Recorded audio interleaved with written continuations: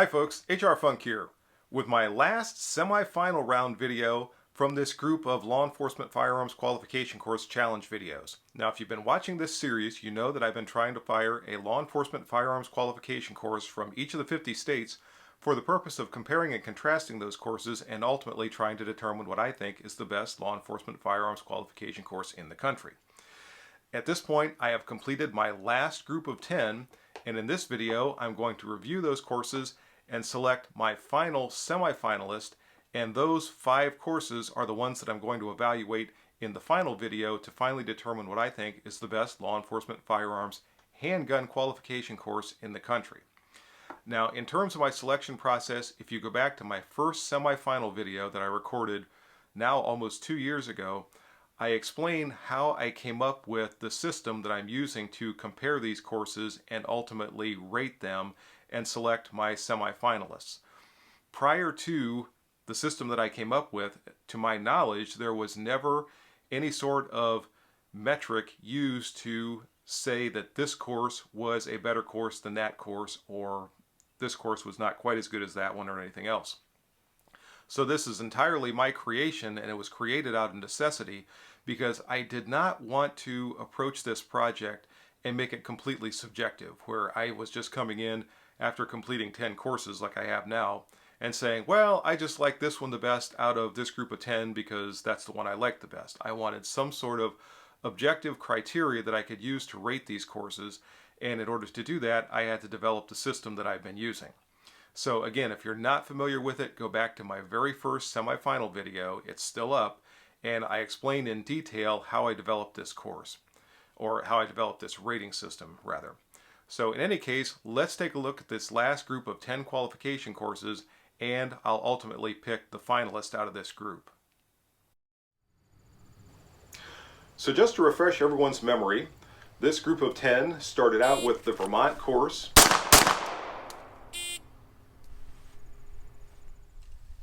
which was followed by the Maryland course,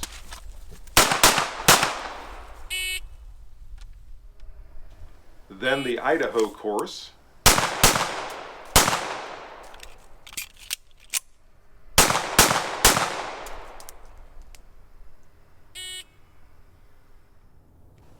next came the Washington course,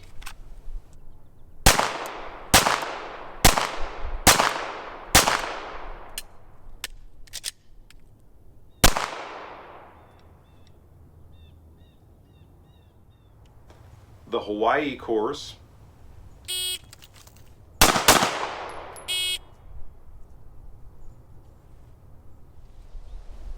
the Alaska course,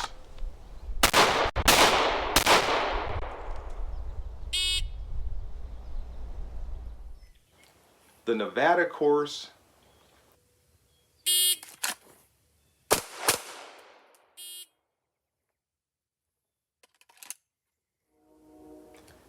the Kentucky course,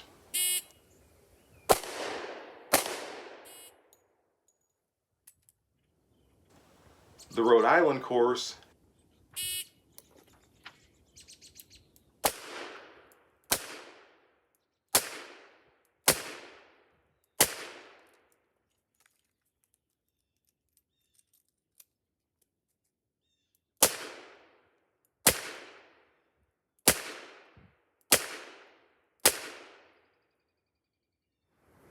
and then we wrapped things up with the West Virginia course.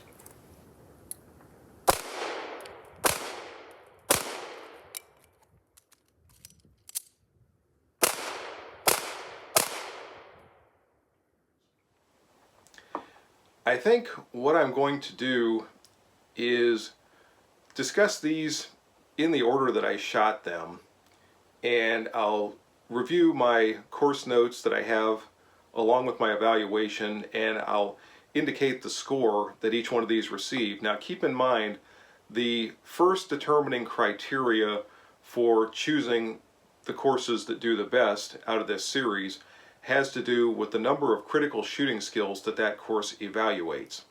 So if one course has a total of, say, 9 critical shooting skills that it evaluates, and the next course has a total of, say, 7 critical shooting skills that it evaluates. The one that evaluates 9 skills is going to rate higher.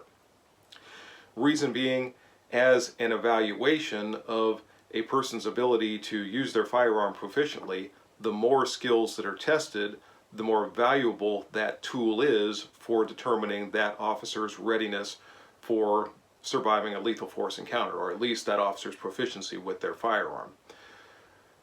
If there is a tie, then I go down to the seconds per shot and the qualification score. And I determine the seconds per shot by looking at the entire time limit that's used throughout the whole course, adding each time limit from each stage of fire together, and then dividing that by the number of rounds that are fired during that qualification to come up with an average number of seconds per shot. That gives me what I call a difficulty factor, because obviously the less time that you have to fire the shots, the more difficult it is to fire those shots accurately throughout the course of firing the qualification. But I also factor in the qualification standard, or the score that the shooter has to score in order to qualify.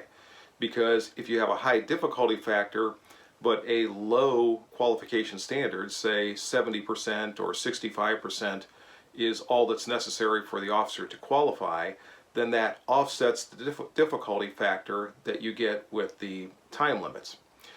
So I divide the qualification score by the average seconds per shot to come up with something I call the qualification quotient. And if there is a tie in the number of critical shooting skills that are evaluated by 2 different courses, the qualification quotient is used to break that tie. So there's the Reader's Digest version of the scoring that I use. So starting off with the Vermont course. The Vermont course evaluated a total of 8 different critical shooting skills.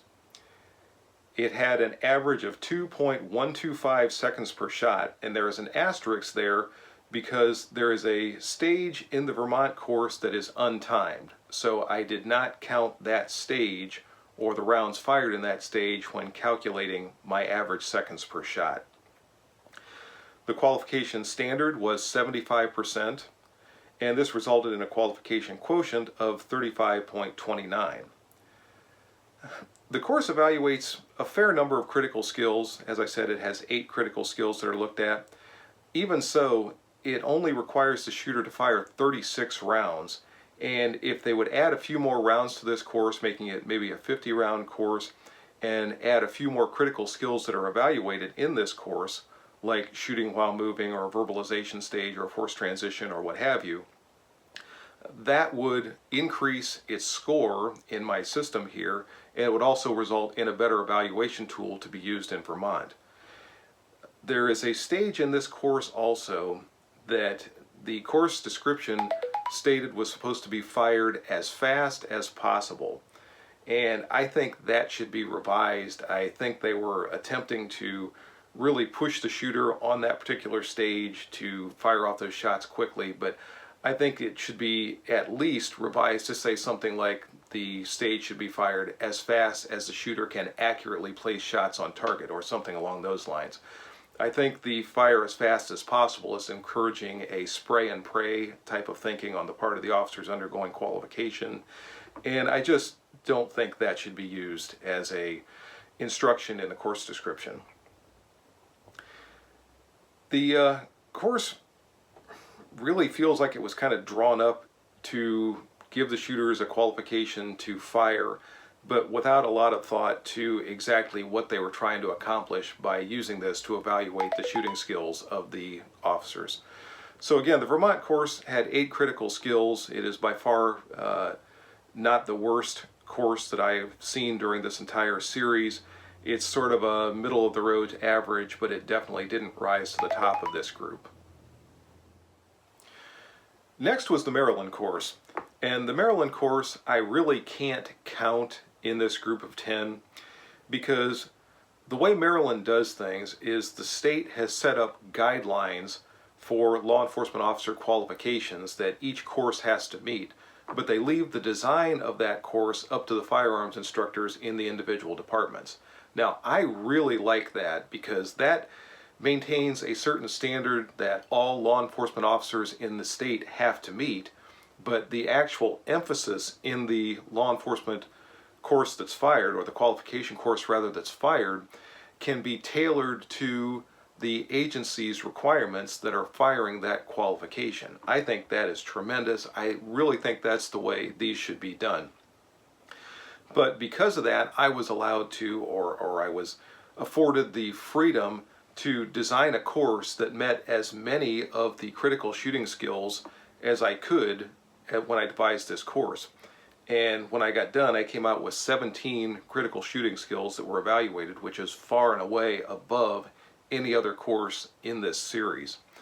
And also, if this was totally my course, there would be an 18th critical shooting skill, because I would have a separate low light qualification that was fired as well. So it's not fair for me to include this because, as I said, it's my creation. So a lot of you have also asked me if I were to design a course, what would it look like? And some of you have asked me when I complete this series if I would go back and put together a course that I think would be an ideal law enforcement firearms qualification course. If you go back and look at that Maryland course, you will see basically what I think is the ideal law enforcement handgun qualification course. And it turned out, as I said, with 17 critical shooter skills that it evaluated. It had a difficulty factor of 1.575, which is very good. Maryland's qualification standard is only 70%, so that really lowered what this course could have been if it were mine. And that's also one thing I would change. If it was totally up to me, I would probably make this an 80 or an 85% qualification standard. Even so, I ended up with a qualification quotient of 44.44, which is outstanding. And this is something that, if there was more thought given to these courses and what the instructors were trying to do and how they were trying to evaluate their shooters and what critical shooting skills they thought needed to be emphasized in their courses, a lot more of these courses would look like what I came up with for the Maryland course. But instead, we tend to design these things for a lowest common denominator, and I don't think they end up being as effective a tool for evaluating an officer's proficiency with their firearm as they could be. In any case, I enjoyed the Maryland course, and again, if you want to see what I think would be the ideal law enforcement handgun qualification course, except for one or two things like the score, the qualification score, then go back and look at that Maryland course and you'll see exactly what I think it should be. Next up was the Idaho course. And the Idaho course is a 40-round course of fire, but even so, it still evaluates 11 critical shooter skills. It has an average of 2.2 seconds per shot and a qualification standard of 85%, which gives it a qualification quotient of 38.63. And I'm just going to read my notes at the bottom of this course because I think it sums up exactly what I thought of the Idaho course. It says, good course, it evaluates 11 critical skills, uses a challenging target with a small 5-point area, which allowed me to give it credit for precision shooting. The course has a good qualification standard of 85%, which resulted in a respectable qualification quotient. There's also a lot of movement required on the part of the shooter. It would be fairly easy to add some verbalization to the courses, or to the stages rather, a malfunction clearing drill and a forced transition drill without adding any more shots to the course. That would bump it up to a total of 14 critical shooter skills that were evaluated, and that would boost it far and away into the top courses that we've seen in this entire series. So I think this is a good course. I think it could still be improved a little bit, but overall, good job Idaho and good course of fire. Next in line was the Washington course, and I've had to make a revision to my scores for the Washington course. The course that I shot in the video was the one used for probation officers and bailiffs, and I believe private detectives or private security guards in the state of Washington. And it originally had a score of 6 critical shooter skills that were evaluated. And I recently received information from a law enforcement officer in Washington, and he included the actual Washington police officer, law enforcement officer qualification course. And the courses were similar enough that I did not feel the need to go back and reshoot the course for demonstration purposes in a video, but I did revise my scoring. And with the actual peace officer qualification course, the Washington score improved from 6 critical skills to 9 critical skills that were evaluated. Now, interestingly, there was one critical skill that appeared in the course that I shot that was not present in the law enforcement qualification course, and that one was shooting from a kneeling position or shooting from an alternate shooting position. So I had to take that one away. So there was a net gain of 3 critical shooter skills in the peace officer course, which resulted in that total of 9 critical shooter skills that were evaluated. Also, the average seconds per shot improved from 3.79 to 2.24. The qualification standard was still 70%, which resulted in a qualification quotient for the peace officer course of 31.25. Next up was the Hawaii course. And the Hawaii course, you may recall, was the one that's intended for qualifying retired law enforcement officers in that state. I was not able to get an active duty qualification course from Hawaii. And this course has a strange feel about it. It almost feels like it was designed to qualify as few people as possible. And the reason I say that is because even though there are only 6 critical skills that are evaluated, the course itself is fairly difficult. It has a average number of seconds per shot of 2.56 seconds, which is somewhat deceptive, and the qualification standard is 93%. This results in a qualification quotient of 36.33. And in my notes for this course, I put that this course is for retired officers in Hawaii. At first glance, it appears to be one of the easier courses. The most challenging aspect of the course is the scoring. Shooters have to fire 40 out of the 43 rounds in the course into the Coke bottle area of a B-21 target. If any shots strike completely off the B-21 silhouette, the shooter fails. That, combined with the scoring and the tight time limits in the initial stages. Now, the initial stages had very tight time limits. It got easier as the course went on, or at least the time limits got a little bit more generous. Make a surprisingly challenging course. This is reflected by the qualification quotient, which is the second highest in this group, and it's only second by a small margin. The course receives fleeting target credit for 2 shots from the holster in 2.5 seconds in stage 1. And the draw takes, on average, about 3/4 of a second to a second, so there is less than 1 second per shot for each of those 2 shots.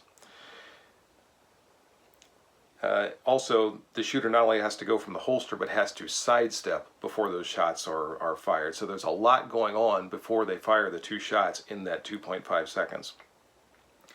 It also receives rapid fire credit for 2 shots support hand only, fired in 2.5 seconds. In the final stage, the shooter fires 15 rounds from cover with a mandatory reload while changing sides of cover. So it is certainly possible to devise a course that no one is going to be able to pass, but I'm not sure what that accomplishes. We're not evaluating a shooter's skills at that point. We're just trying to put together a course that, I guess, fuels a political agenda or boosts an ego or something. But this Hawaii course is puzzling. I really would like to compare this to an active duty or a course for active duty officers in Hawaii, because if these standards are the same, either the officers in Hawaii are really, really good shooters, better probably than any other that I've seen in the country, or there's a lot of officers who don't qualify. It's going to be one of those two.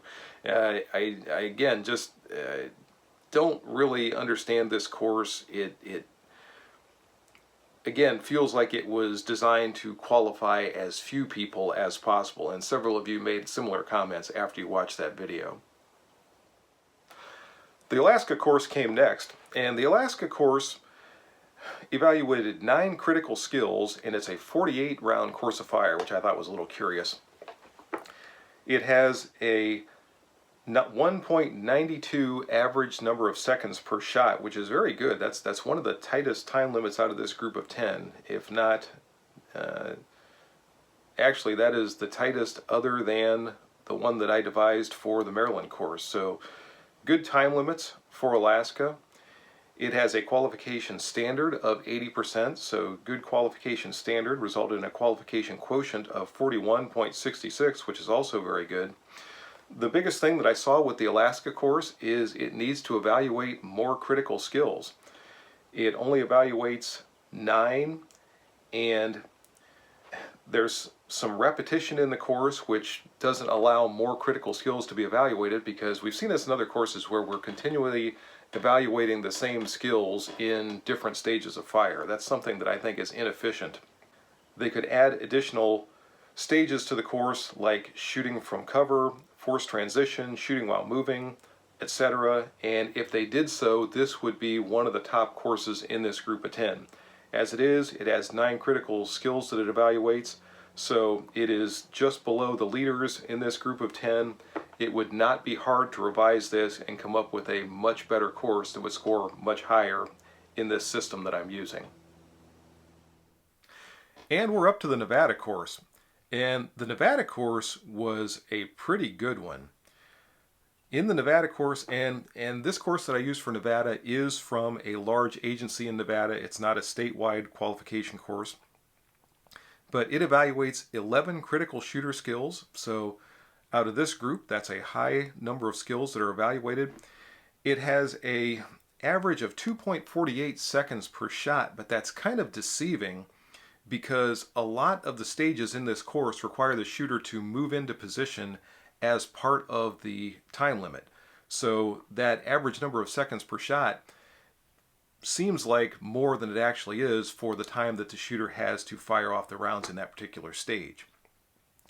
It has a qualification standard of 75%. This is probably the one area that I would like to see raised a little bit. Raise that to 80 or 85%. And it ended up, because of that lower qualification standard and what appears to be a generous time limit, with a qualification quotient of 30.24. But when I get down into my comments for this, the first thing that I put is this is a better course than the numbers above indicate. The time limit appears to be generous. Many of the stages require moving into position, such as kneeling or prone, as part of the time limit. Also adding to the difficulty of this course is the fact that 10 of the 50 rounds are fired from 25 yards, and there's another 10 that are fired from 15 yards. So 20 of the 50 rounds, or 40% of this course, are fired from 15 yards and beyond. So there's a definite emphasis here in long-range shooting skills. All in all, this is a pretty good course. I would suggest only a forced transition drill, shooting while moving stage, and or a malfunction clearing stage for possible improvements. The addition of those stages would bump the critical skills evaluated to 14, which would be a very good score, again, for the entire series, not just for this group of 10. This course did receive precision shooting credit for 40% of the course being fired at 15 yards and beyond, and it received low light credit for a separate low light course that's required for shooters in this agency. So good course from Nevada, and again, I would make a few minor improvements or minor revisions to it, but otherwise very, very good course coming out of that state. Next is the Kentucky course, and you might recall, if you saw that video, the Kentucky course is just sort of odd. Now, it does require the shooter to demonstrate proficiency in 9 critical shooting skills. It has an average of 2.52 seconds per shot and a qualification standard of 75%, which results in a qualification quotient of 29.76. And when we get down into my comments for this course, I wrote, this is a challenging course in terms of the distance requirements for the various drills and time limits that prevent slow fire aiming. It tests 9 critical skills, which is about average for this group of 10 courses. That said, it lacks some of the more complex drills like forced transition and shooting while moving. And it also has no stage where the shooter is required to shoot from behind cover, which is a little bit unusual. And it commences with a 15-foot hip firing exercise that I think is inadvisable. All in all, there seems to be a disconnect in this course in terms of the drills that are fired and current law enforcement training doctrine. I think revision might be called for with an eye toward making this course more tactically coherent. And again, I can't state it any better than I did right there. It's just kind of an odd course. I think somebody needs to go back and take a look at that and try to determine exactly what they're trying to accomplish and what they're trying to evaluate with the course that I shot. This also is a course used by an individual agency in Kentucky. It's not a statewide mandatory course. And it's one that I think feels dated, and it just needs a good revision. That's the only thing that I can say. It just needs somebody to take a look at it and give it a good revision. Rhode Island came next, and the Rhode Island course is a 50-round course of fire that starts out from 7 yards and goes back from there. There are no close range shooting stages in the Rhode Island course. And this course, I mentioned in the video, really feels like one that probably has its roots going back to the early days of law enforcement firearms qualification back in the 1950s, maybe 1940s. And I think it has been revised since those days, and there have been some things added to it. But in large part, it really does still feel like one of those old-time qualification courses. Now, it's a fun course, and it's a challenging course. I shot this with my 4-inch Model 66, and I enjoyed shooting the course. But in terms of being a law enforcement qualification tool, it just feels like it really needs to be updated. It evaluates a total of 6 critical shooting skills. It has an average of 5 seconds per shot. So you talk about generous time limits, that is extremely generous. And it has a qualification standard of only 66%. So this gave it one of the lowest, if not the lowest, qualification quotients in the entire series of 13. And in my comments, I put much what I just said, that this is a fun and challenging course, but it should be revised so as to test more critical shooting skills. It does emphasize long-range shooting skills, absolutely, particularly going back to 21 and then 25 yards. But the time limits are so generous that it minimizes any real training value in terms of gunfighting. And again, fun course, it's enjoyable to shoot, but it really needs to be updated with an eye toward making it a little bit more tactically sound. And finally in this group of 10, and actually finally in this entire series, came the West Virginia course. And I have to repeat what I said in the video, that I was not able to get a course of fire from an actual department or from the state of West Virginia. Rather, I found a section where the West Virginia legislature had established standards for law enforcement qualification courses, and I used those standards to devise a course of fire in order to meet those standards. So my course of fire doesn't necessarily coincide with any agency in West Virginia, but it does meet the requirements of the West Virginia legislature for law enforcement qualification courses. As such, and the standards were not very detailed, and there were not a lot of standards there. According to the standards as put forth by the West Virginia legislature, it only evaluates 2 of the critical shooting skills that I have in this entire list of 22. It has a qualification standard of 75%. That's something that it did establish in the legislature. And I use this, and my comments at the bottom state that this is only an evaluation of the West Virginia qualification standards as required by the state's legislature. There's no requirement for shooting from cover, for reloading, or even for shooting or for having time limits in the stages that are fired. Based on this information, there's no way to calculate a qualification quotient. What I suspect happens in West Virginia is the state has put out these very loose guidelines, and then individual firearms instructors develop courses for their agency. And as I said back for the Maryland course, I think that's a good idea. But I think maybe they should add a few more elements to the standards in West Virginia that those courses have to meet, instead of leaving it so wide open. But even so, I put this together and I shot a course developed to meet the West Virginia standards to finish out this particular series. So now, with that recap of all 10 of the courses in this group, now it's time to look back at the number 1 course and tell you why it won. Now, in case you didn't pick up on it during that recap, there were 2 courses out of this group of 10 that both evaluated 11 critical shooting skills. So for the first time in this entire series, we have a tie. Those courses were the Idaho course and the Nevada course. And you may recall when I was going over those courses individually, I mentioned that they were both very good courses. I liked both of these courses.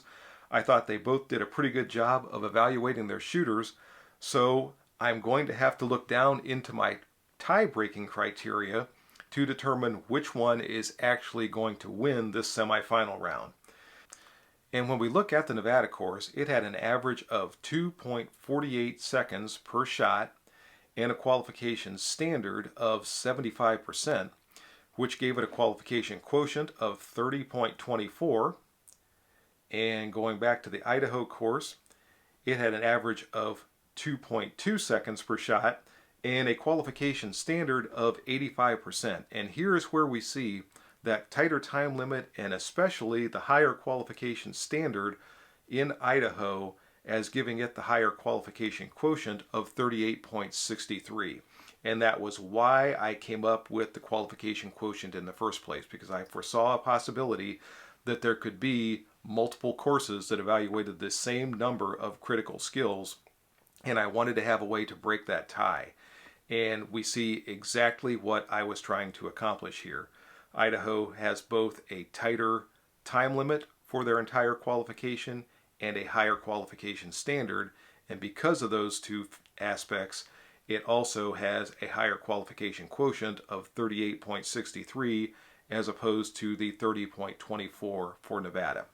So good job in Idaho. That course now joins the other semifinalists, and those are the courses that are from Colorado, Wisconsin, Missouri, and Pennsylvania, and now Idaho are going to be my finalists, and I'm going to evaluate those 5 in the next video and tell you exactly which one is going to be my winner for the top law enforcement handgun qualification course in the country. And there you have it, folks. That's my breakdown of the final 10 qualification courses in this series. As I said, next time around, I'm going to be picking that top law enforcement handgun qualification course in the country. If you have any questions or comments on this video, as always, make sure you forward those to me. Remember, if you order anything from Optics Planet, be sure to use my discount code, which is... And if you use that discount code, it's good for 5% off anything you purchase from Optics Planet. See you next time, folks. And until then, good shooting. Bye-bye.